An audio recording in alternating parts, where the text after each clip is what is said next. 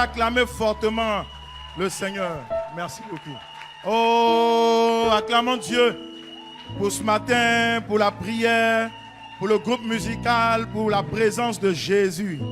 Amen. Veuillez vous asseoir. Que le nom du Seigneur soit béni. Amen. Alors, ce matin, j'ai écouté un témoignage dans une assemblée et ça fait un clic dans mon cœur. Amen. Et j'aimerais le rendre à la gloire de Jésus. Amen. Pour dire que Dieu renouvelle ses bontés et sa grâce chaque matin. Et vraiment, nous sommes le fruit de la grâce de Dieu. Nous était la grâce de Dieu et nous, et nos enfants, et notre famille, certainement des choses bizarres allaient nous arriver. Alléluia. Mais Dieu nous a toujours épargnés. Disons ensemble, Amen. Voici le témoignage. Le témoignage disait ceci. Un monsieur, un frère dans une église, il est au service technique dans l'église. Et puis, il va raconter son témoignage parce que Dieu a fait du bien à sa famille. Il habite au 4e étage, dans un grand immeuble. Et son voisin, parce que l'immeuble a 2 balcons, un en arrière et puis un devant. Donc son voisin du bas recevait un invité. Et le monsieur s'était un peu perdu dans le quartier. Donc, étant de face, au balcon de face, il ne le voyait pas.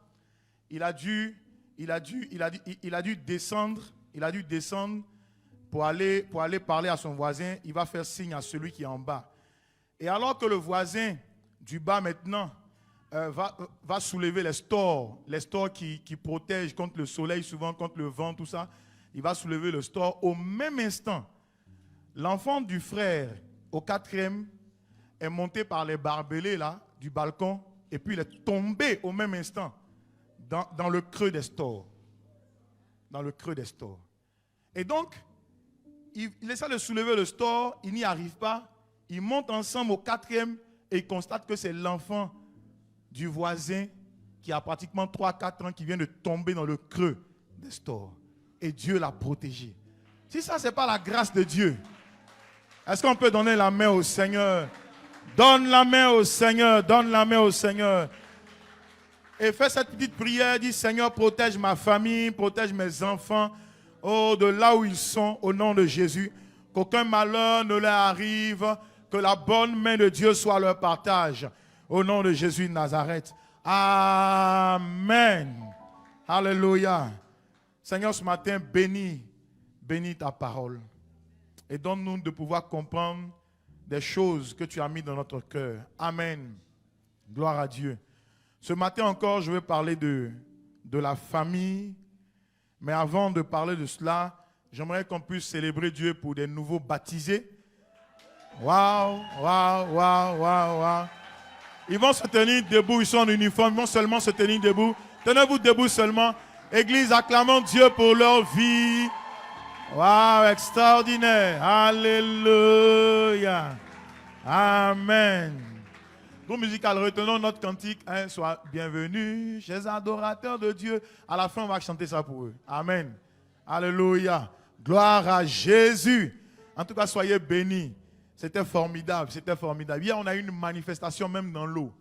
C'était extraordinaire. Pendant qu'on plongeait dans l'eau, il y a eu une manifestation et on bénit Dieu. Parce que pendant les cours de baptême, il y a quelqu'un qui a posé une question. Est-ce qu'on peut être baptisé du Saint-Esprit? Et puis Dieu, parce qu'ils ont eu un moment de jeûne, ils ont eu un moment d'entretien, ils ont eu un moment vraiment de cours accélérés et c'était formidable. Alléluia. Donc à la fin, on aura à leur remettre leur certificat. Nous allons parler de la famille. Et j'ai exhorté avec ces mêmes textes le mercredi, mais ce matin, je veux donner les mêmes points et l'amplifier pour nous, parce que c'est ce que Dieu a mis dans mon cœur. Ce que Dieu a mis dans mon cœur. Ce que Dieu a mis dans mon cœur. J'essayais de chercher et de m'imprégner du message que j'avais préparé. Et Dieu m'a dit, parle de cela. Parle de ce dont on a parlé en semaine. Et Dieu a amplifié le message pour que je puisse le libérer afin que, bien-aimés, nous puissions saisir l'essentiel. Amen. Je disais Amen. Je suppose que nous avons tous nos Bibles parce que lorsque nous allons lire, il faut que tu découvres ce que nous lisons dans la parole de Dieu. Amen. Ce matin, je veux parler de cet encouragement que les parents devraient avoir vis-à-vis de leurs enfants. L'encouragement que chaque parent devrait avoir vis-à-vis de son enfant. C'est très important d'instruire l'enfant. C'est très important d'éduquer nos enfants. Il y a une version de la Bible qui dit d'élever nos enfants. Alléluia. Et nous sommes dans 1 Samuel 2, le verset 11. 1 Samuel 2, le verset 11. Cette histoire nous parle de Elkana qui était marié à Anne, son épouse. Et Anne n'avait pas d'enfant pendant plusieurs années d'adoration. Elle y allait au temple avec son mari. Et son mari, la Bible dit, lui donnait une portion double de ce qu'il partait faire au temple. Il partait pour adorer. C'était Silo, le lieu de l'adoration. Et chaque année, il se retrouvait pour adorer à Silo. Et il partait avec Anne. Mais Anne avait un challenge, Anne avait un besoin, Anne avait un défi. Alléluia. Pendant qu'ils viennent dire merci à Dieu, elle réclame quelque chose qui devrait sortir de ses entrailles. Et Dieu merci, la Bible dit, la même année, Elkana connu Anne, Anne enfanta, et la Bible dit, Dieu s'est souvenu de Anne. J'aimerais prier ce matin que Dieu se souvienne de toi. Il y a des personnes que, ça dit, Dieu va se souvenir de toi. Dieu va te faire du bien. Et comme Anne, Dieu se souviendra de toi au nom de Jésus. Et elle donne naissance à cet enfant. Elle l'appelle Samuel. Elle l'appelle Samuel. Pour dire ainsi que Dieu a entendu sa prière. Pour dire ainsi que Dieu s'est souvenu d'elle. Alléluia. Lisons le verset 11 d'abord. Elkana s'en alla dans sa maison. C'est-à-dire après avoir laissé l'enfant, il s'en alla dans sa maison à Rama. Et l'enfant fut au service de l'Éternel devant le sacrificateur Élie. Il faut le retenir. L'enfant fut au service de l'Éternel devant le sacrificateur Élie. Le verset 12, les fils d'Élie étaient des hommes pervers. Ils ne connaissaient point l'Éternel. Pour mieux comprendre, Élie était le sacrificateur dans le temple où on allait adorer. Et on est venu déposer Samuel dans le temple. Mais au même moment, il y a des enfants, ceux qui appartiennent au sacrificateur, qui étaient des hommes pervers. Et ils ne connaissaient pas Dieu. Ça veut dire simplement que ce n'est pas parce que vous venez à l'église que vous avez rencontré Dieu automatiquement. Dieu se découvre. Alléluia. Dieu se cherche. Et au verset 13, il est dit, et voici quelle était la manière d'agir de ces sacrificateurs. Parce que les enfants du sacrificateur sont aussi sacrificateurs à cette époque, à l'égard du peuple.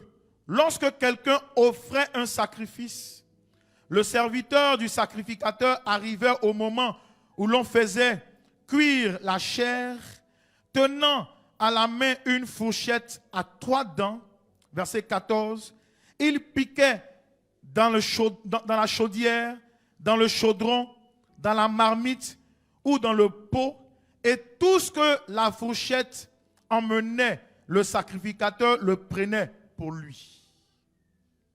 Tu comprends? Ils ont une fourchette et puis ils piquent dans la marmite et ils ramènent les bons morceaux. Ils piquent dans la marmite, ils ramènent les bons morceaux.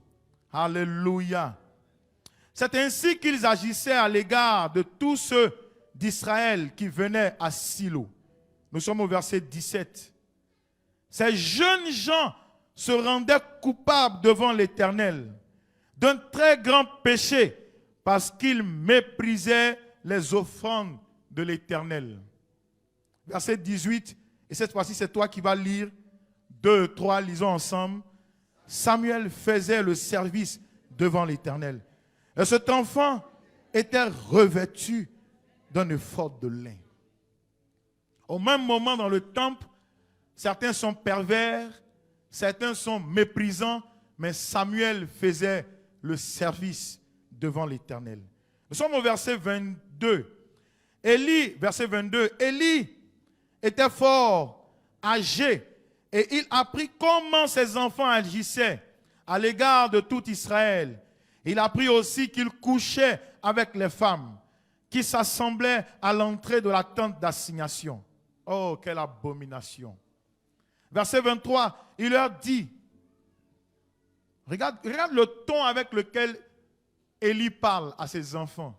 Il leur dit, pourquoi faites-vous de telles choses? Car j'apprends de tout le peuple vos mauvaises actions.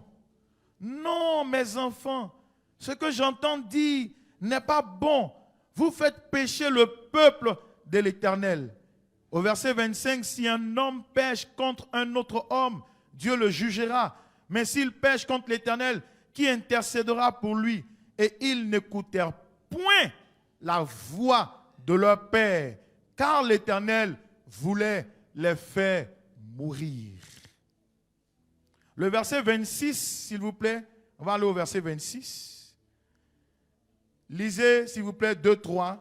Le jeune Samuel continuait à grandir et il était agréable à l'Éternel et aux hommes. Ça, c'est extraordinaire. Ça, c'est extraordinaire.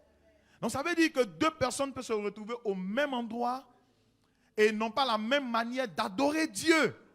Il y a certains qui sont très concentrés parce qu'ils sont au service de l'Éternel. Il y en a d'autres qui ne sont pas concentrés. Et c'est le cas des enfants du sacrificateur. Amen. Mon premier point est ceci. Dans Proverbe 22, le verset 6, la version Louis II, nous allons lire aussi la version Darby.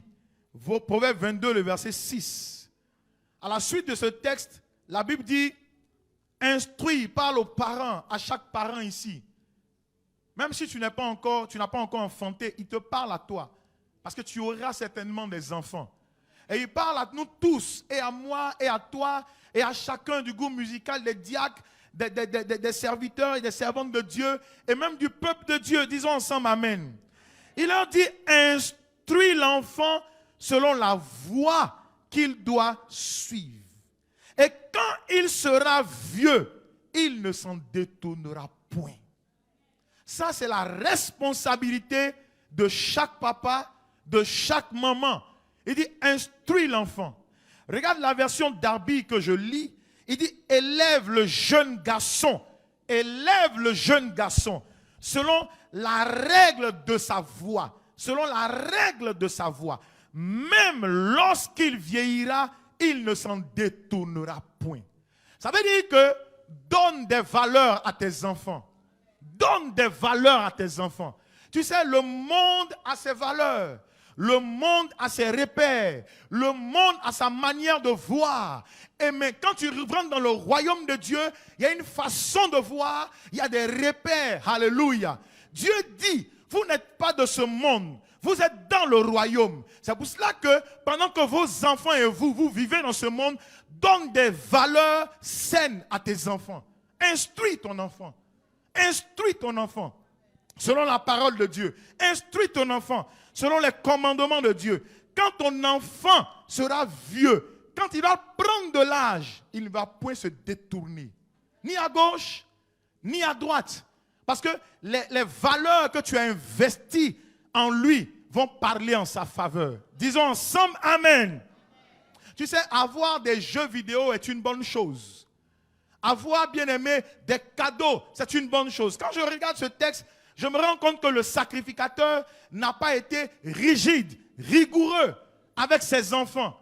Et regarde comment il leur parle. Vous savez, ce que vous faites n'est pas bien. Et la Bible dit les enfants ne l'écoutèrent point. Ça veut dire qu'ils ont pris l'habitude de ne pas écouter leurs parents. Alléluia. Écoute-moi, c'est toi qui es le commandant dans la maison. C'est toi qui es le chef dans la maison. C'est toi qui as ton bâton de pèlerin dans la maison. Et pour chaque parent, Dieu te demandera des comptes sur tes enfants, sur leur éducation. Parce que Dieu t'a planté dans un jardin et il a fait venir Paul, Jean, ou bien Paul et Henri. Alléluia. Est-ce que je parle à quelqu'un? Et un jour, il reviendra dans ce jardin, il dira où est Paul? Il dira où est Henri? Ne lui dis pas à Dieu, je ne sais pas où ils sont, parce que tu es responsable d'eux. Dis Amen, s'il te plaît. Vous savez, j'ai compris dans mon étude et en observant ce monde, en observant l'Église, que que la survie du christianisme est menacée pour les prochaines années. La survie du christianisme est menacée pour les prochaines années. Et si nous, en tant qu'Église, nous ne prenons pas nos responsabilités, nous aurons échoué par rapport à cette vague qui arrive. Tu sais, je n'ai rien contre le fait qu'on soit doux, on soit simple. Mais nous devons en même temps emmener la parole de Dieu dans le cœur de nos enfants. Nous devons les encadrer. Parce que dans la maison, c'est toi qui es le pasteur, c'est toi qui es l'enseignant, c'est toi qui es le prophète, c'est toi qui es l'évangéliste, c'est toi qui es l'apôtre de ta maison. Alléluia. Ne délègue pas cette responsabilité à une autre personne. Disons ensemble, Amen. Dieu a ses exigences. Le royaume de Dieu a ses exigences. Et c'est ces exigences que nous allons essayer de voir ce matin. La première exigence dans le royaume de Dieu, c'est une liste à laquelle tu peux y ajouter et ajouter et ajouter et ajouter. Mais la première chose que j'aimerais te donner, c'est il faut donner à tes enfants la révérence et l'obéissance de Dieu. La révérence et l'obéissance de Dieu. Dis-leur que vous devez révérer Dieu et vous devez lui obéir. Enseigne-les que la révérence de Dieu est utile dans cette maison. Elle va vous suivre jusqu'à ce que vous partiez un jour au ciel. Dites-leur que vous, quand vous venez à l'église, c'est pour révérer Dieu. Regarde, Elkana et sa femme allaient au temple pour apporter une révérence à Dieu. Ils partaient faire allégeance au Dieu auquel ils avaient cru. À côté, nous avons dans le temple Élie et ses enfants Ophni et Phiné qui, eux, étaient tellement habitués au temple qui maintenant ils sont devenus pervers et ils n'avaient plus la révérence pour Dieu. Parce que pour eux, les choses sont devenues, sont comme une habitude. C'est commun. Ils se sont familiarisés à cette présence. Or, le danger, c'est de se familiariser à l'adoration ou à la présence de Dieu. Parce que ce qui se passe ce dimanche n'est pas pareil à ce qui va se passer dimanche prochain. Est-ce que tu me suis? Regarde, aujourd'hui dimanche, nous avons un culte. Dimanche passé, nous avions eu un culte.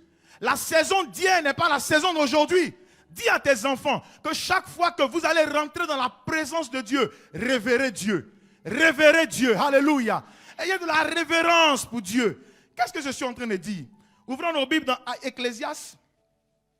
Ecclésiaste, nous allons parcourir la Bible, que ce soit à l'écran, que ce soit dans votre Bible papier. Il dit Ecclésiaste 12, le verset 13. Ecclésiaste 12, le verset 13. Dans certaines versions, ça sera le verset 15. Ecclésiaste 12, le verset 13. Voilà. Regarde ce qu'il dit. Il dit, écoute la fin du discours. Ça veut dire qu'il y a eu un début dans le discours. Et il y a une fin dans le discours. Il parle de la conclusion du discours. Il dit, écoute la fin du discours.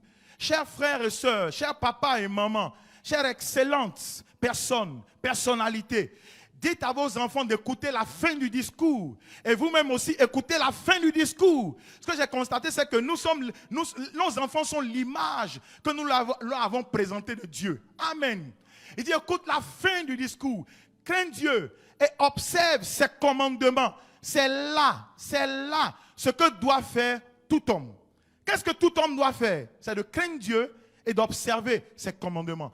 Qu'est-ce que tout homme doit faire? C'est de craindre Dieu et d'observer ses commandements. Qu'est-ce que tout homme devrait faire? C'est de craindre Dieu et d'observer ses commandements. Est-ce que je parle à quelqu'un? Qu'est-ce que les mamans doivent faire pour leurs enfants? Dis-leur, crains Dieu et observe ses commandements. Qu'est-ce que les papas doivent faire? Crains Dieu et observe ses commandements. Amen. Regarde la version Darby, au verset 13 de la version Darby. Il dit, écoutons la fin de tout ce qui a été dit. Crains Dieu, garde ses commandements, car c'est là le tout de l'homme. C'est là le tout de l'homme. Ça veut dire que tout ce que tu peux représenter, ou bien tout ce que tu peux faire, c'est de craindre Dieu. Si on t'enlève la crainte de Dieu, tu n'es rien. Si on t'enlève la crainte de Dieu, tu seras vulnérable. Dis à tes enfants, craignez Dieu. Craignez les choses de Dieu. Craignez l'autel de Dieu. Craignez l'adoration de Dieu. Craignez la louange de Dieu. Craignez Dieu. Ayez de la révérence pour Dieu. Disons ensemble, Amen. Enseigne à tes enfants. Les enfants sont la prochaine génération. Enseigne à cette prochaine génération. Les enfants sont bien aimés, l'avenir de demain. Enseigne à cet avenir de demain. Écoutez-moi, chère excellence. C'est eux, demain, qui vont occuper les places de leadership dans ce monde. Alléluia. Ils deviendront ministres, DG, directeurs. Alléluia. Est-ce que je parle à quelqu'un? Professeur à l'université, professeur médecin, professeur chirurgien. Ce sont nos enfants qui vont atteindre cet objectif-là. Dis-leur, craignez Dieu. Dis-leur de craindre Dieu. C'est nos enfants qui seront caissiers dans les banques. C'est nos enfants qui seront gouverneurs des banques. Alléluia. DG des banques. C'est nos enfants qui seront ministres des affaires étrangères. Ce sont nos enfants qui seront ministres des finances, de l'économie et des finances. Ce sont nos enfants qui seront ministres des antiques et des nouvelles technologies. Disons ensemble, Amen. Dis-leur, craignez Dieu. Craignez Dieu. Craignez Dieu.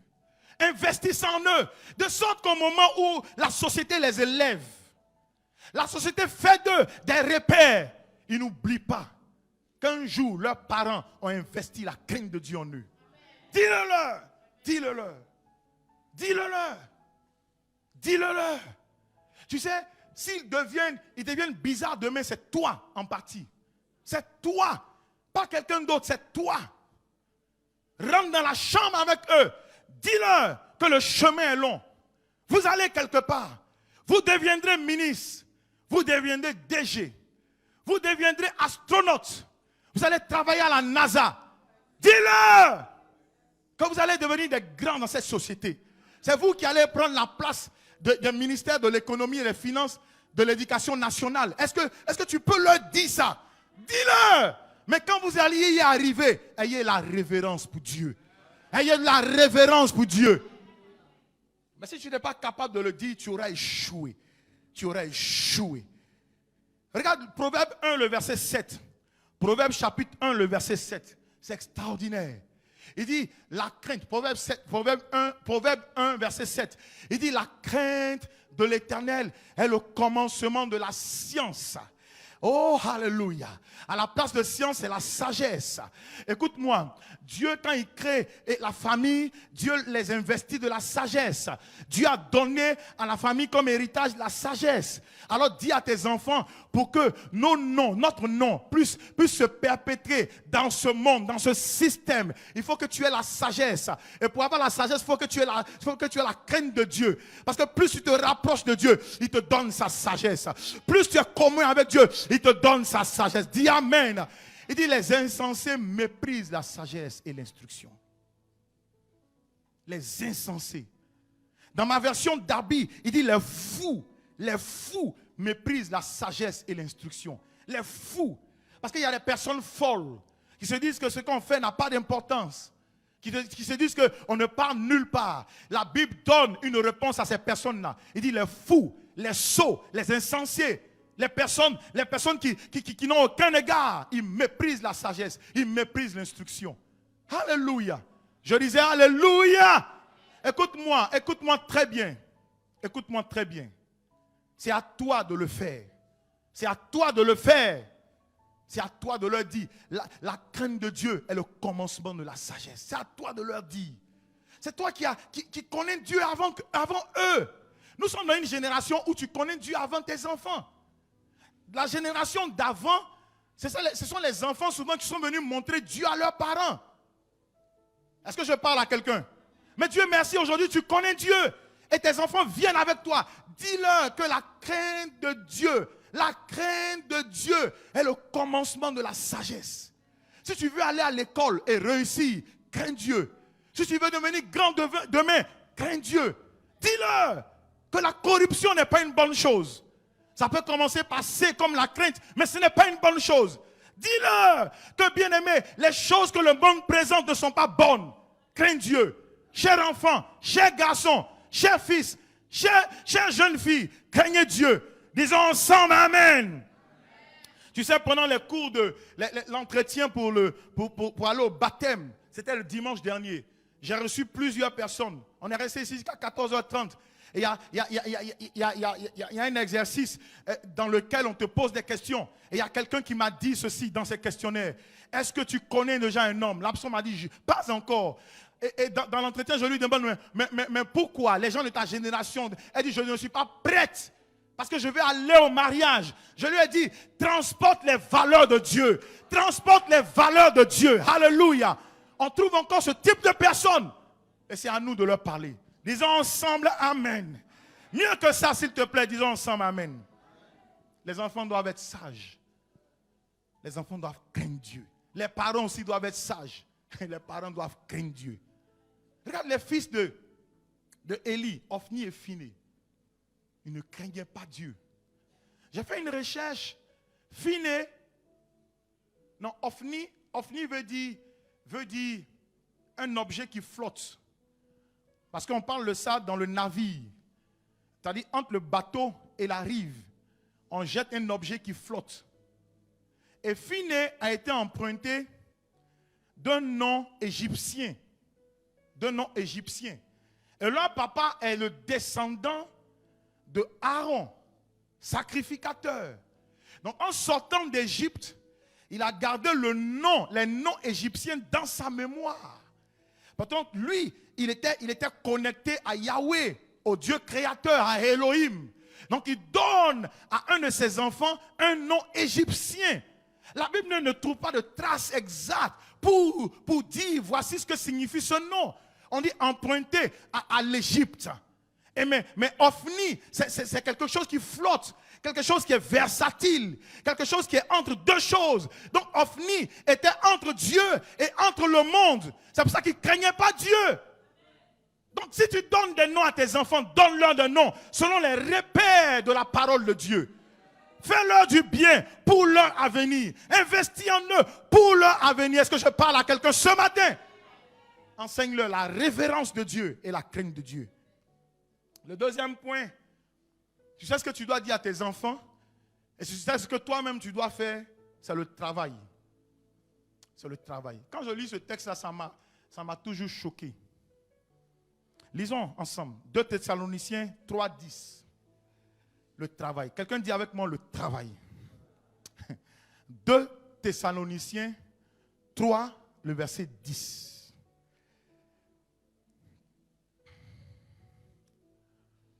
2, 3 comme une chorale, est-ce qu'on peut lire? Car lorsque nous étions chez vous, nous vous disons expressement, si quelqu'un ne veut pas travailler, qu'il ne mange pas non plus. Tu sais, moi quand je lis ça, il y a des mots sur lesquels je m'arrête. Il dit expressement. Nous vous disons expressement. Ça veut dire que ici, là, ce n'est pas Dieu qui a parlé. C'est Paul qui donne un conseil au peuple de Thessalonique. Il dit, nous vous disons expressement. Tu comprends, non?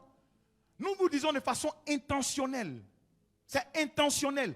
Parce que peut-être que Paul avait constaté que les gars, là, ils dorment toute la nuit, toute la journée. Et à la fin, ils cherchent de quoi manger. Si on ramène ça à notre époque, on va voir des personnes qui sont paresseuses. Or, Proverbe 6 nous parle de ceux qui sont paresseux. Il dit un peu de sommeil, un peu croiser les bras. Il dit la pauvreté te surprendra comme un voleur. Comme un voleur. Il dit paresseux, jusqu'à quand sera encore tu couché? Réveille-toi de là où tu dors, paresseux. Plus loin, il dit, va vers la fourmi. Observe la fourmi. Elle n'a ni leader, ni chef. Mais cherche la nourriture pour préparer l'avenir. Paresseux. puis on les regarde. On les regarde. Ils sont paresseux. Hier, je parlais avec ma petite soeur. Et puis elle m'a dit ceci. Elle m'a dit que il y a une dame chez qui elle est passée. Et la dame là pensait lui avoir fait du tort. Or, elle l'a arrangé pour son futur foyer. Parce que chaque jour, la dame lui disait, prépare. Quand la dame vient, elle dit à sa fille, prépare. Sa fille ne prépare pas. Elle dit, bon, écoute, c'est toi qui vas préparer. Elle est préparée. Elle prenait du plaisir à préparer et à écouter les critiques par rapport à sa préparation. Des années plus tard, elle se retrouve dans le foyer de sa soeur, de sa cousine. Tu sais ce qu'ils ont mangé? Ils ont mangé la tomate avec des fromages. C'était le dîner. On a coupé un peu de tomate, on a mis un peu de fromage, puis on a dit c'est le dîner. Et puis, tu sais ce qu'on a ajouté? Tu sais ce qu'on a ajouté? On a ajouté, il y a un fruit qui ressemble à pastèque, melon, un peu de melon. C'est le dîner du soir.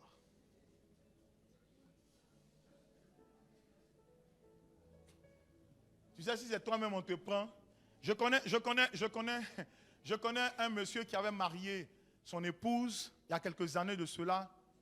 Et chaque fois qu'on disait on va arriver à la maison, on esquive toujours la possibilité qu'on arrive parce que la dame en réalité ne savait pas préparer.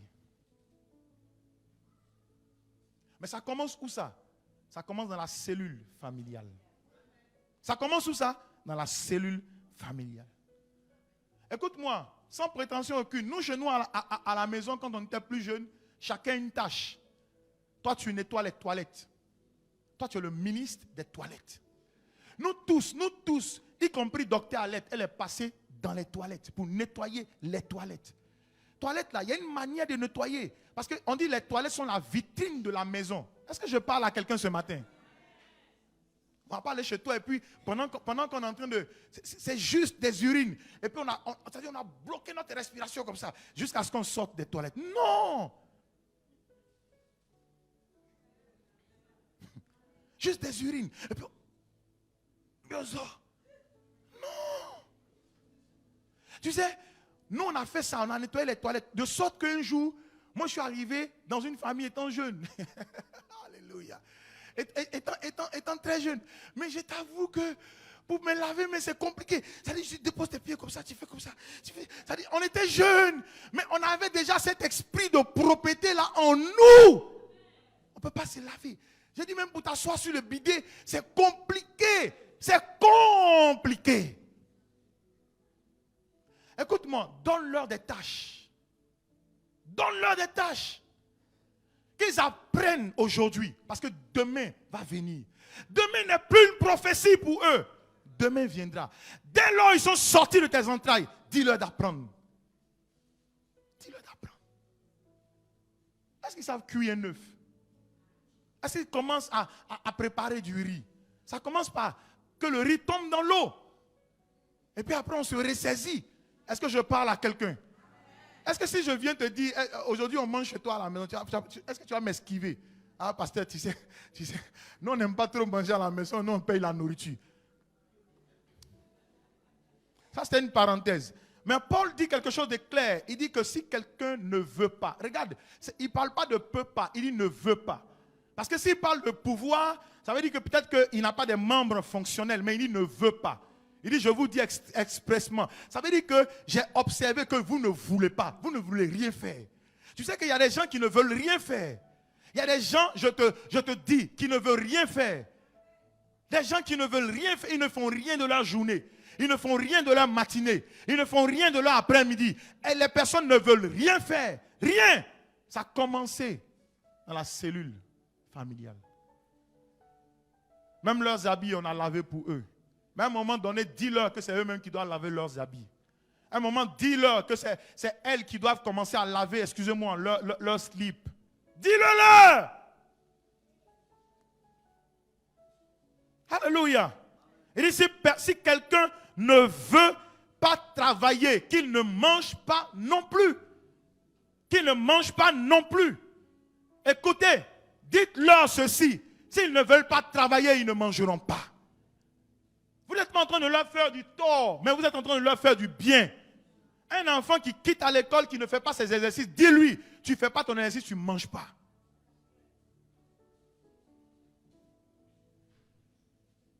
Ah, Pasteur Adams. Bon, comme les enfants sont là, je parle et des enfants, je parle en même temps des parents. Dis-leur. Parce que écoute-moi, les mamans qui avaient vécu, qui sont dans la soixantaine, 70, 50 ans, l'école d'avant n'est pas l'école d'aujourd'hui. Avant, on paye école, si ça a trop coûté, souvent 50 000. Si ça a trop coûté, souvent 50 000.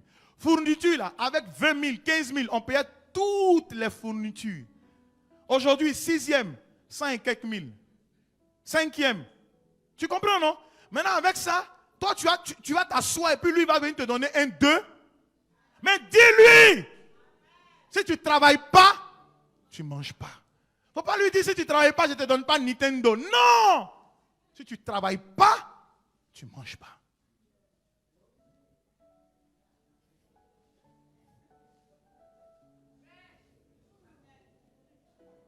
Parce qu'en réalité, c'est toi qui fais, hein?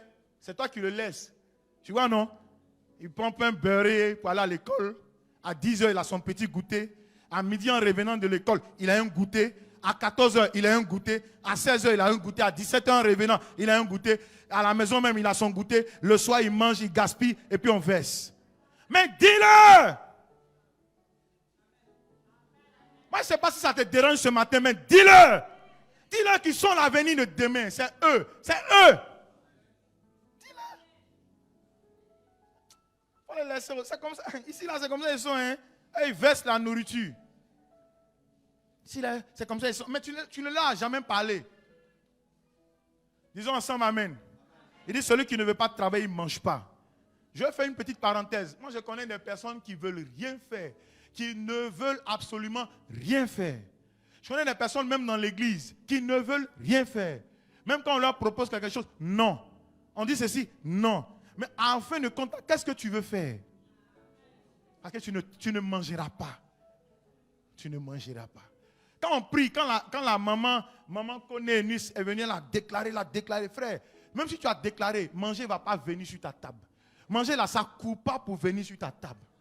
Non, ça ne court pas. C'est toi qui dois aller chercher et puis ramener la nourriture sur ta table. Quand tu t'assois, tu manges, là, tu es fier. Manger. Je n'ai jamais vu, depuis que je suis pasteur, je n'ai jamais vu manger qui marche et puis qui vient sur ta table à 20 h. Jamais. Je cherche encore, je ne vois pas. Est-ce que manger peut venir sur la table à 20 h? Non. Qui envoie la nourriture? C'est toi. Tu sais, Dieu merci, c'est parce qu'il y a des gens qui te donnent. Mais je prie Dieu que les robinets là se ferment. Non, que ça se ferme. Tu vas savoir que tu es dans la maison de quelqu'un, tu ne suis pas les vitres, tu ne suis pas le miroir, tu ne suis pas la cuisinière, tu ne rentres pas dans la cuisine, mais toi, quand c'est l'heure de manger, tu viens, où est pour moi? Où est ma part?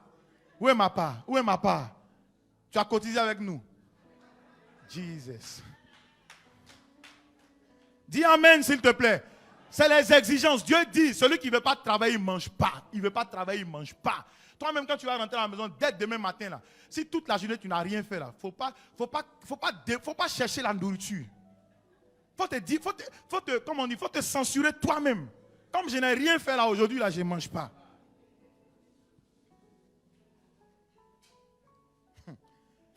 Le prochain point,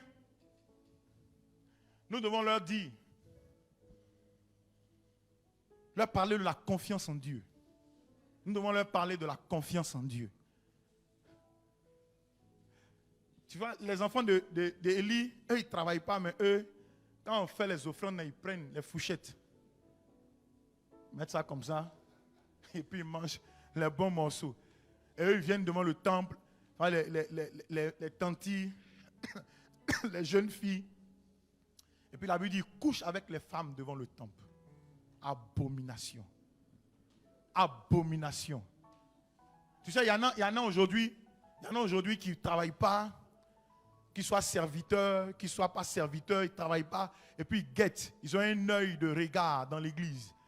Les tantis qui sont mariés, abomination. Ils vont venir leur présenter la Bible. La Bible dit, la Bible n'a jamais dit, c'est toi qui dis, menteur. Coucheur avec les femmes des gens, menteur, abomination. Saturer l'esprit de la pauvre dame qui peut-être est venue t'expliquer un petit problème. Et puis, tu sais, la Bible dit, celui-là n'est pas ton mari, c'est moi qui suis. Abomination, menteur. Menteur et pervers, abomination. Abomination. La Bible n'a jamais rien dit. Tu n'étais même pas là quand ils se sont mariés. Elle est venue juste expliquer son problème. Aide-la, point final. Non, tu sais, en réalité, quand je regarde ça, il n'est pas ton mari. Abomination. C'est toi qui es son mari. Je parle à cette caméra, je ne parle pas à vous. Hein. Je parle à ceux qui sont ici. Je parle à ici. Il ne s'agit même pas de vous-même. Abomination. Chercheur de femmes des gens. Briseur de foyer. Diviseur d'église. Abomination. Le prochain point, c'est la confiance. Enseigne-leur la confiance. Enseigne-leur la confiance. Écoute-moi, quand ils vont à l'école, ils ont des aptitudes. Ils pensent être forts. Et c'est vrai, ils sont forts. Mais dis-leur que celui qui bâtit sur sa propre confiance, il n'ira nulle part. Il n'ira nulle part. Tu sais, il y a le pasteur Mamadou Karambiri du Burkina, le père Mamadou Karambiri, qui disait ceci. Il était fort en mathématiques, fort, brillant en économie. Et il était à l'université, je pense, de Toulouse, si mes pensées sont bonnes. Et à l'examen, lui qui était fort, il avait tellement confiance en lui. Quand le sujet est venu, sa mémoire est partie. Il a tout oublié. Il dit, maudit soit celui qui met sa confiance en un homme. Il s'est calmé. Il dit, Saint-Esprit, je veux me soumettre à toi. Et les pensées lui sont revenues tout doucement. Tu sais, dis-leur, ne comptez pas sur vos forces. Vous avez étudié la veille. Maintenant, comptez sur Dieu. Tu comprends, non? Dis-leur. Moi, je connais des gens qui ont passé le bac à plusieurs reprises et qui étaient forts, qui n'ont pas eu le bac.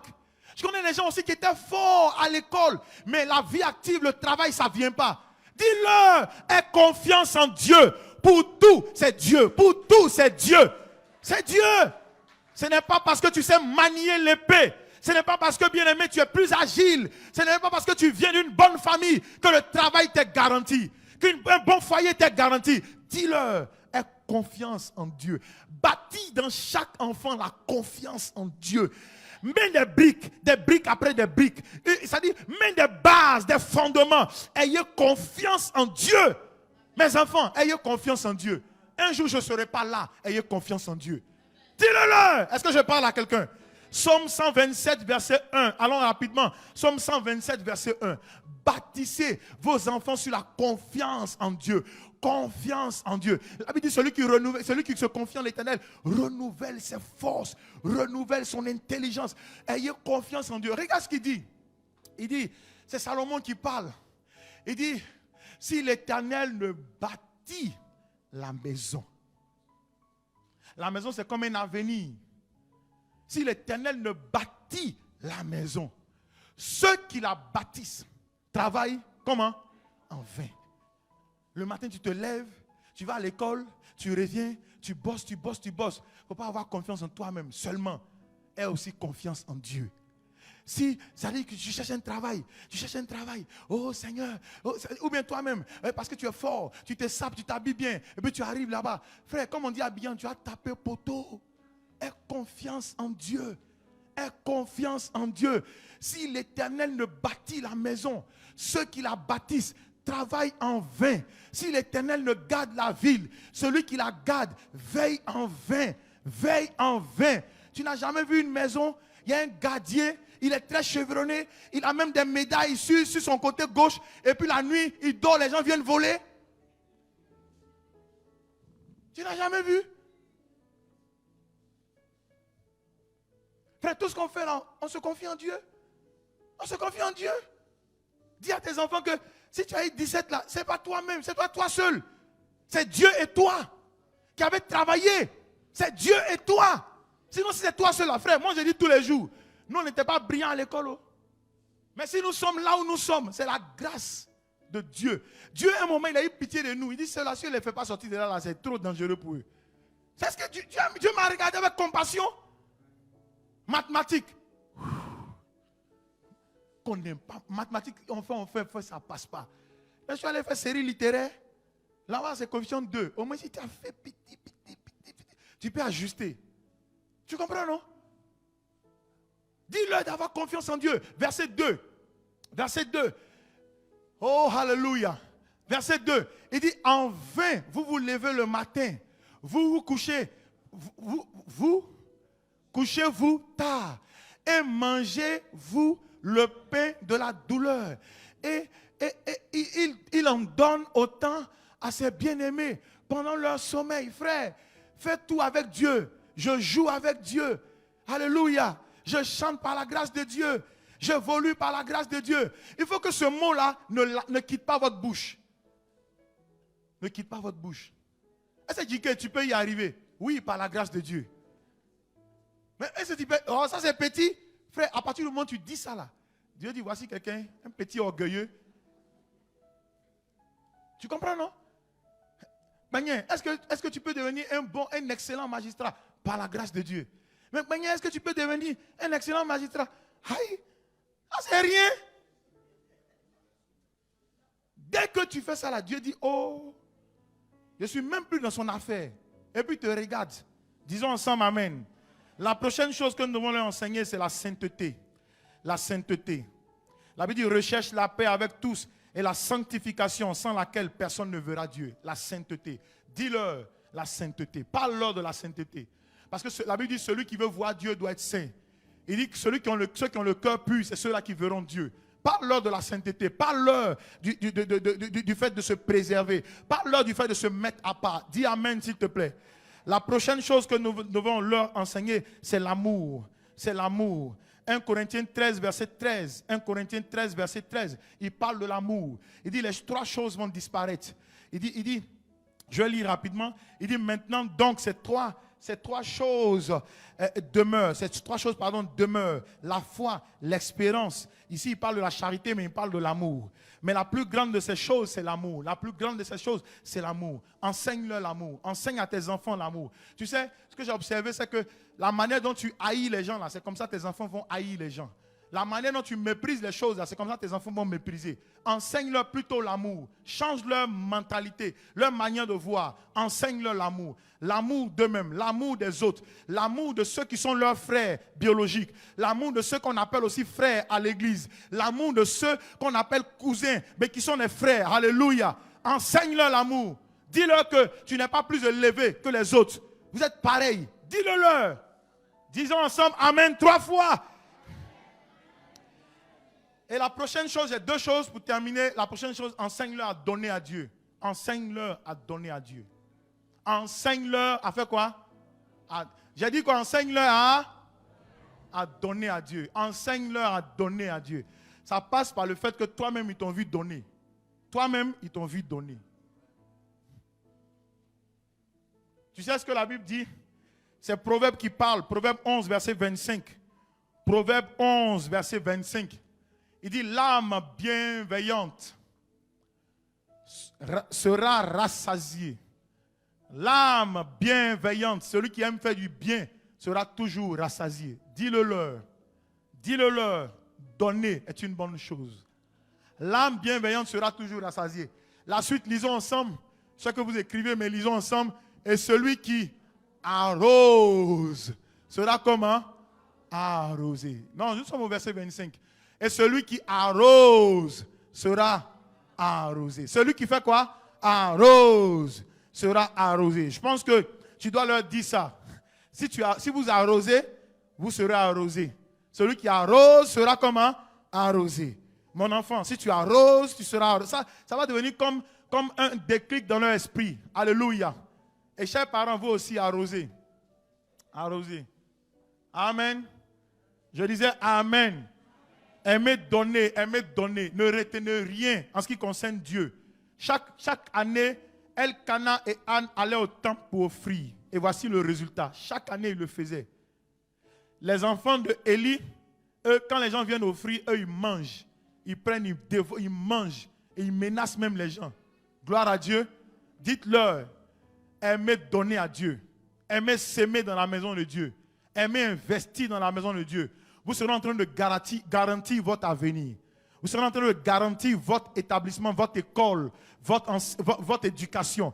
Dites-leur que donner, c'est la meilleure des choses que Dieu nous a données. Celui qui arrose sera arrosé. Est-ce qu'on peut le dire 2, 3 fois, cette même phrase? Celui qui arrose sera arrosé. Celui qui arrose sera arrosé. Dis-le encore. Celui qui arrose sera arrosé. Dis-le encore, s'il te plaît. Celui qui arrose sera arrosé. Dis-le encore. Celui qui arrose sera arrosé. Ça, c'est formidable. Amen. Amen. Donner, c'est important. Donner, c'est important. Donner. Dites-leur, dites à vos enfants que quand vous avez telle somme, pensez à Dieu. Non seulement vous avez confiance en Dieu, mais vous donnez. C'est une manière de révérer Dieu. Disons ensemble, Amen. Celui qui arrose sera arrosé. Celui qui arrose sera arrosé. Celui qui arrose sera arrosé. Mettez ça dans leur tête. Et le dernier point, c'est sur l'évangélisation. La Bible dit, celui qui gagne une âme est sage. Celui qui gagne une âme est sage. Je veux parler même à tout le monde, y compris les enfants. Gagner des âmes. Gagner des âmes. Gagner quoi? Allons au verset 30. Au verset 30. Au verset 30. Oh yes. Le fruit du juste est un arbre de vie. Et le sage s'empare des âmes. Le sage gagne des âmes. Il faut gagner des âmes. Tu sais que tes enfants, ils peuvent parler de Jésus de là où ils sont. Parce que le royaume de Dieu est proche. Tu sais que toi-même, qui avais arrêté de parler de Jésus, tu dois recommencer à parler de Jésus. Celui qui gagne une âme est sage. Il investit dans le royaume de Dieu. Alléluia. Je disais Alléluia. Dis-leur de parler de Jésus. J'ai vu une vidéo d'un enfant de 8 ans qui prêche l'évangile. En RDC, il prêche l'évangile. Son père a investi en lui. J'ai vu une autre vidéo d'un enfant de 8 ans, je vois entre 8 et 11 ans, il joue au clavier. Il était à une émission de sélection de talent pour demain, en RDC. Tu comprends? Et puis quand il a chanté, tout le monde était émerveillé. Et à la fin, l'artiste lui demande, mais d'où tu sors ça? Il dit, mon père est pasteur. Il a investi en moi. Tu comprends, non? C'est ce que tu dois faire. S'il te plaît, tu n'as pas besoin de te tenir ici pour investir dans tes enfants. Investis en eux. Disons ensemble, Seigneur, aide-nous à investir dans la prochaine génération. Nous ne voulons pas être de ceux qui échouent au nom de Jésus. Lèvons la main droite. Nous ne voulons pas être de ceux qui échouent au nom de Jésus. Donne-nous de pouvoir investir dans la prochaine génération. La révérence de Dieu. L'obéissance à Dieu. Disons-le, ouvrons nos bouches s'il vous plaît. La révérence de Dieu. L'obéissance à Dieu. Le travail. La confiance en Dieu. La sainteté. L'amour. Le donner. L'évangélisation. Au nom de Jésus-Christ de Nazareth. Nous prions. Disons ensemble, nous prions. Si devant eux, il y a des briseurs de destinée. Il y a des tueurs de destinée. Nous les écartons de leur chemin au nom de Jésus. Nous les dédions à toi. Quel que soit leur âge, nous les dédions à toi. Nous dédions toute notre progéniture à toi. Seigneur, donne-leur la capacité d'être les leaders de demain. Dans le nom de Jésus. Pour tous ceux qui n'ont pas encore enfanté, je parle à vos entrailles. Que tout ce qui sortira de vos entrailles soit béni au nom de Jésus. Qu'il soit béni au nom de Jésus. Qu'il soit béni au nom de Jésus-Christ de Nazareth. Je parle à tous ces parents et je prophétise sur vos vies que votre vie et votre histoire ne seront plus jamais pareilles au nom de Jésus. Dieu vous donne la sagesse. Les deux mains levées et puis on dit Amen. Dieu vous donne la sagesse. Dieu vous donne la capacité d'avancer et la capacité d'éduquer au nom de Jésus. Vous êtes des parents exemplaires. Des parents exemplaires au nom de Jésus. Vous n'allez point échouer. Disons ensemble Amen. Tenons-nous tous debout.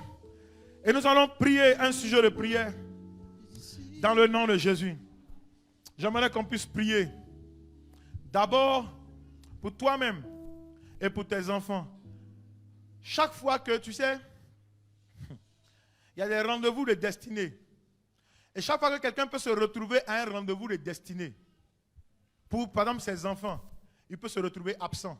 Absent par maladie ou bien absent par mort. Si les enfants même se retrouvent à un rendez-vous de destinée, on m'a raconté l'histoire de quelqu'un qui devait aller prendre ses galons à l'école de police. Et la semaine avant, il est mort. Il a trimé pendant 2 ans. Au moment de la récompense, il n'était pas au rendez-vous. Il y a quelqu'un d'autre qui allait à l'ENA.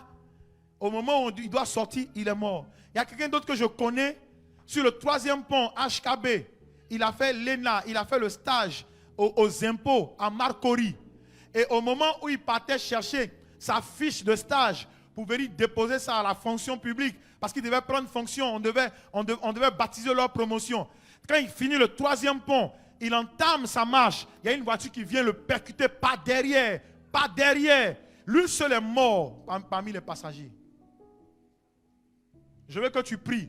Seigneur, moi et mes enfants, nous n'allons pas rater un seul rendez-vous de notre destinée. Est-ce que je parle à quelqu'un? Moi et mes enfants, nous n'allons pas rater un seul rendez-vous de notre destinée. Bats les mains et prie au nom de Jésus. Si c'est un esprit de mort, saccage-le. Le passé en lui, les choses ont changé. Je donne ma vie à Christ. J'ai décidé d'avancer. Parle s'il te plaît, saccage. Si c'est un esprit de mort, moi et mes enfants, c'est Josué qui dit, moi et ma maison nous servirons l'Éternel. Seigneur, nous n'allons pas rater un seul rendez-vous de notre destinée. Nous n'allons pas manquer un seul rendez-vous de notre destinée. Nous ne serons pas, Seigneur, étrangers ou bien ailleurs lorsque ce rendez-vous arrivera. Bats les mains et prie fortement. Moi et mes enfants.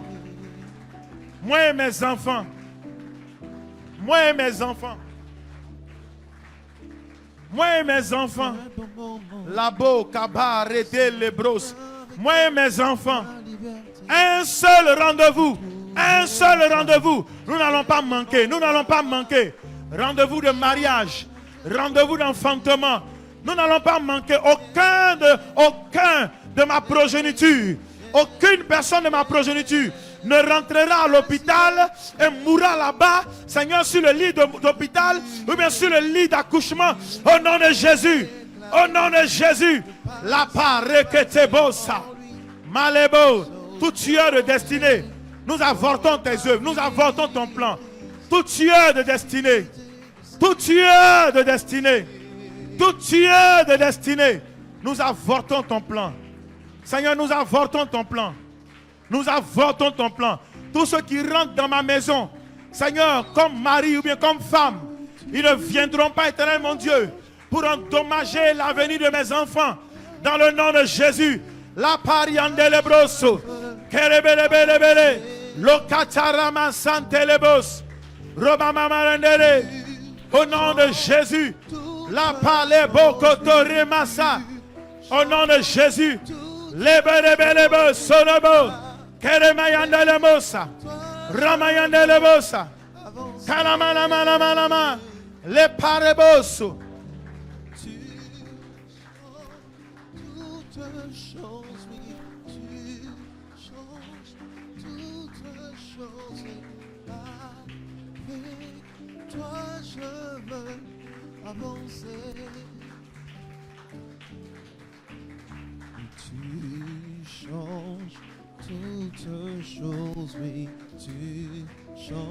Seigneur, si mes enfants se marient, que leur mariage soit heureux. Que leur mariage soit heureux. Que leur mariage soit heureux. Maraba Shanta. Au nom de Jésus. Alléluia. Alléluia. Je veux que de là où tu es, tu puisses prophétiser et sur toi-même, et sur tes enfants, et sur ta maison. Tu comprends, non? C'est Josué qui parle. Il dit, moi et ma maison, nous servirons l'Éternel. Est-ce qu'on peut trouver le texte pendant que je... Non, trouvons et puis on va le dire exactement, s'il vous plaît. Oh, Maraba Shanta Karamasa.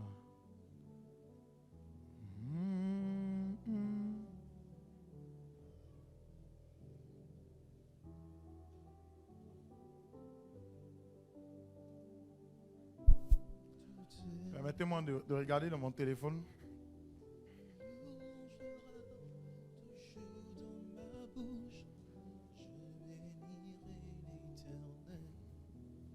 Allons-y.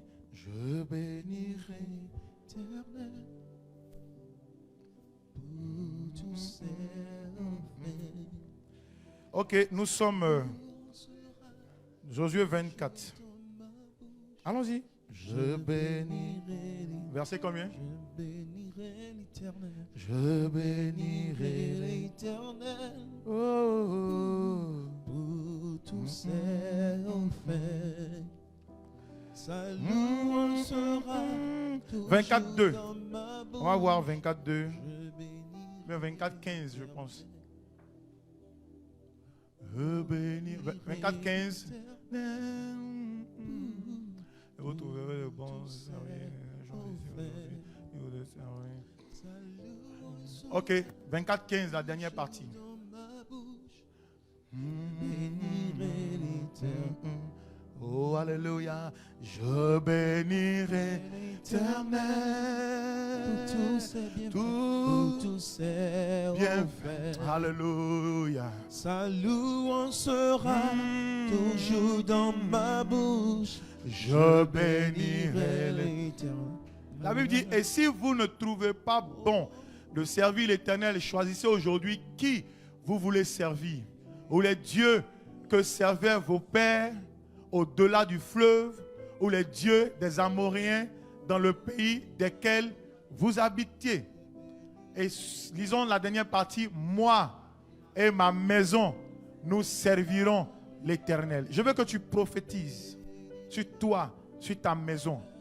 Sur toi, sur ta maison. Quand je dis maison, il s'agit de cette petite famille nucléaire, cette famille élargie. Tous ceux qui sont sous ton toit. Moi et ma maison.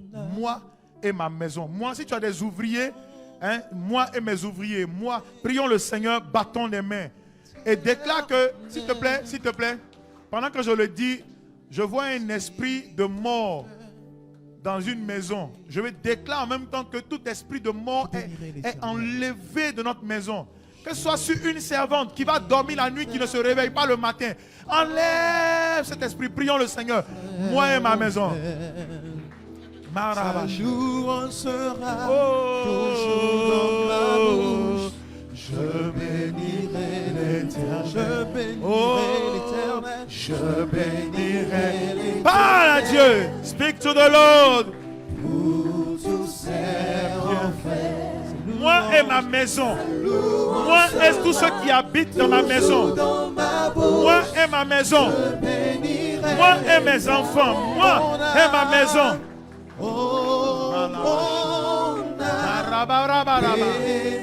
Moi et ma maison. Moi et ma maison. Au nom de Jésus. Parle à Dieu. Speak to the Lord. Speak to the Lord. Oh mon âme. Oh mon âme. Et calebro son de l'ébrassa. Moi et ma maison. Moi et ma maison. Prophétise. Chasse la mort. Chasse la mort. Chasse la mort. Chasse la mort. Chasse la mort. Chasse la mort. Lebarabaraba.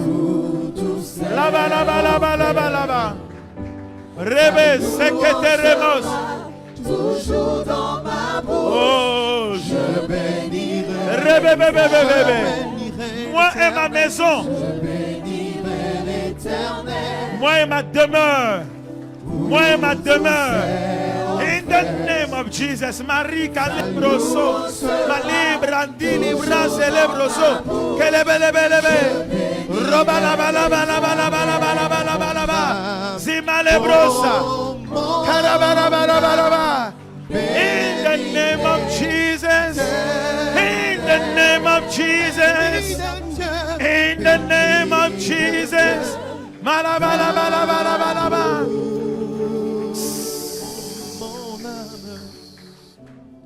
Nous allons prier. L'Esprit de Dieu est bien dans mon cœur. Un sujet de prière. Toujours, moi et ma maison, nous servirons l'Éternel. Alléluia. Tu sais, on va prier que notre progéniture, ou bien la prochaine génération, ne nous cause pas des douleurs. Ne nous cause pas des douleurs. Tu comprends, non? Ne nous cause pas des douleurs. J'ai vu des personnes, une mère qui parlait sur Internet, qui pleurait, qui était en larmes, qui appelait le gouvernement, qui appelait l'État pour leur dire d'entrer dans les quartiers et d'arrêter ce phénomène de drogue Kadhafi. Elle parlait avec beaucoup de peine. Je me suis arrêté, mais je me suis dit que peut-être que ses enfants, ou bien son enfant, est impliqué dedans. Tu comprends, non? Je l'ai dit dimanche passé. Moi, je vais à Makori, autour de 7h, 8h souvent pour parler avec mon papa au marché de Makori. Mais je vois des Steve qui sont devenus, tu vois, non, au féminin. Stevette. Des Steve, ou bien des Yves qui sont devenus Yvette, au féminin. Tu vois, c'est choquant. Je peux imaginer leur maman, leur papa. Peut-être qu'ils n'ont même pas d'argent, hein, mais leur peine. Même quand tu leur ramènes de l'argent, là, ils sont toujours en peine. Est-ce que je parle à quelqu'un? Qu'aucun de nos enfants ne nous cause du tort. Qu'aucun de nos enfants ne nous arrache le sommeil. Prions le Seigneur. Je bénirai l'Éternel. Malabra sendelebrosa. In the name of Jesus. Qu'aucun de nos enfants ne nous arrache le sommeil. Toujours dans ma bouche, Je bénirai l'Éternel. bénirai l'Éternel. Je bénirai Speak to the Lord. pour tous ses offerts. Sa louange Sera toujours dans ma bouche. Je bénirai l'Éternel. Mon âme, oh mon âme, bénis-les. Speak to the Lord. Speak to the Lord. Bénis le Dieu. Aucun de nos enfants. Oh mon âme, oh Mon âme. bénis l'Éternel. Parce qu'il Rabalabalabalabalabalaba. In the name of Jesus.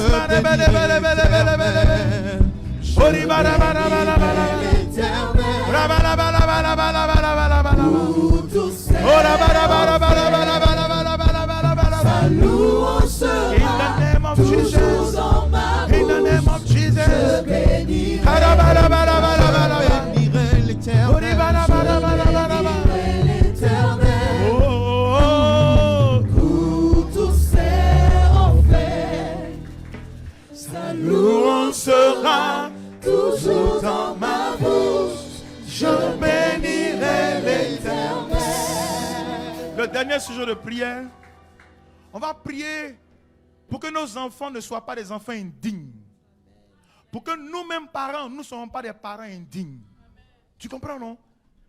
C'est choquant de savoir qu'un papa qui perçoit son salaire le 30 rentre à la maison le 4. C'est choquant. C'est choquant. C'est choquant de savoir que, tu sais, un jour, mon épouse me disait ceci. Elle a reçu à l'agence un groupe de personnes. Et le monsieur, il est bien, physiquement, il est bien, il est ordonné. Mais le monsieur, il pleure, il dit qu'il ne comprend pas, il s'est mis dans un jeu de hasard là. Non, c'est l'auto. L'étude des hasards bizarre là. Et puis il prend l'argent de ses amis pour parier. Tu comprends, non? Pour parier. Et puis ils ont tout perdu. Donc ses amis sont sur lui. Et ses amis disent qu'ils vont aller dire à la hiérarchie. Donc le monsieur là, il pleure. Tu vois, non? Pardon, qu'on ne soit pas des parents indignes. Que les enfants ne soient pas indignes. Alléluia. Est-ce que je parle à quelqu'un, s'il te plaît? Est-ce que je parle à quelqu'un? Moi, je suis souvent choqué. Ma fille me disait qu'il y a un éducateur qui est passé chez eux et l'éducateur a menacé toutes les classes de 6e et de 5e. Tu sais, pour une affaire banale. Là-bas, on mange avec des tickets. Donc, il y a un parent qui est venu confier le ticket de son enfant. Va dans la classe de mon enfant, tu lui remets le ticket. L'éducateur a mis ça sur sa table, il est en train d'écrire, recevoir. Il va se rendre compte, le ticket là a disparu. Il y a un enfant qui a piqué le ticket. Le rouleau de ticket, ça fait 5 000. L'enfant a volé ça. Tu comprends? Même à l'école, il vient voler. Que nos enfants ne soient pas retrouvés parmi les voleurs. Que nos enfants ne soient pas retrouvés parmi des gens qui perturbent les classes, des voleurs, des menteurs. Disons ensemble, Amen. Je veux que tu pries, que nos enfants ne soient pas indignes. Que les violeurs ne viennent pas violer nos enfants. Est-ce que je parle à quelqu'un? Que quelqu'un comme ça, il vient, lui c'est un perverti, je ne sais même pas comment on dit les mots là même.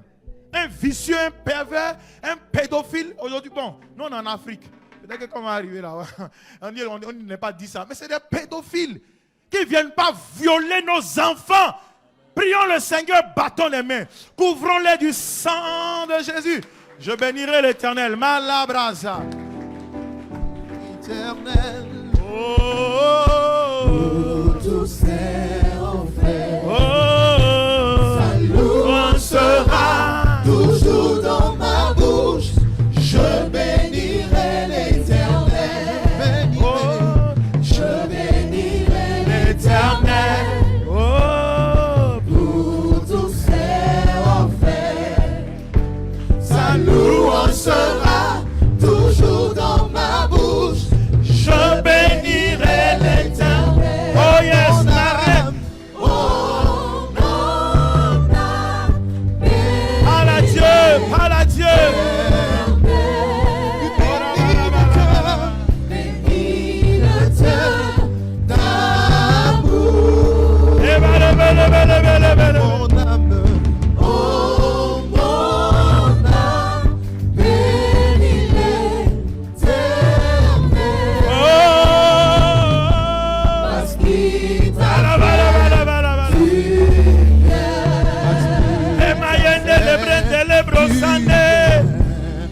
Nos enfants, nous-mêmes, nous ne serons pas indignes.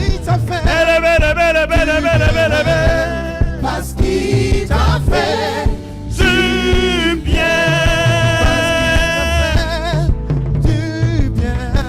parce qu'il t'a fait du bien. Alléluia. Père, nous prions pour chaque parent que nous ne soyons pas trouvés indignes, mais que nous soyons trouvés bons au nom de Jésus. Seigneur, nous prions pour chaque enfant qui ne soit pas victime dans leur adolescence de viol, d'agression sexuelle, au nom de Jésus-Christ de Nazareth. Ne soit pas trouvé indigne devant le mensonge, au nom de Jésus. Qu'ils soient trouvés gardés par la main de l'Éternel. Disons ensemble Amen. Que nos enfants soient à Abidjan, hors d'Abidjan, à l'extérieur du pays. Seigneur, envoie ton ange les sécuriser. Envoie ton ange les protéger. Envoie ton ange les assister. Même s'ils ont 5 ans, ils ont 30 ans, ils sont encore les enfants de quelqu'un. Qu'ils ne soient pas trouvés indignes au nom de Jésus. Qu'ils ne soient pas trouvés indignes au nom de Jésus. Je pense à tes enfants qui sont hors de la Côte d'Ivoire. Qu'ils ne soient pas trouvés indignes au nom de Jésus-Christ de Nazareth. Disons 3 fois Amen et acclamons le Seigneur. Oh, praise God, Lord. Tu sais, c'est important. C'est important. Un jour, il y a quelqu'un, asseyons-nous. On va prendre nos dîmes. Il y a quelqu'un qui va me raconter son témoignage. Alors que je demandais après son enfant. Son enfant. C'était une fille. Et la personne va me dire de façon triste. Tu sais, souvent, c'est triste de voir que des parents, ça dit, cherchent à accuser des autres et ne s'accusent jamais eux-mêmes, pardon. Triste. Car tu sais, mon enfant est tombé malade parce qu'un jour, ils sont allés dans un endroit, ils ont bu de l'alcool mélangé avec du chicha. Fumer du chicha, boire de l'alcool. Donc, on lui a décelé un problème de foie très aigu. J'ai dit dans mon cœur, par la personne dans mon cœur, oh Seigneur, ah c'est dangereux. Ah, c'est dangereux. Puis j'ai pensé à beaucoup de choses. Beaucoup de choses. Un problème de foie. Tu n'as que 17 ans. Et puis on t'a découvert un problème de foie très aigu. Parce que tu es allé prendre du chicha et puis tu as bu de l'alcool. Que nos enfants ne soient pas trouvés indignes. Seigneur, ta grâce. Disons ensemble Amen. Venons avec nos dîmes, s'il te plaît.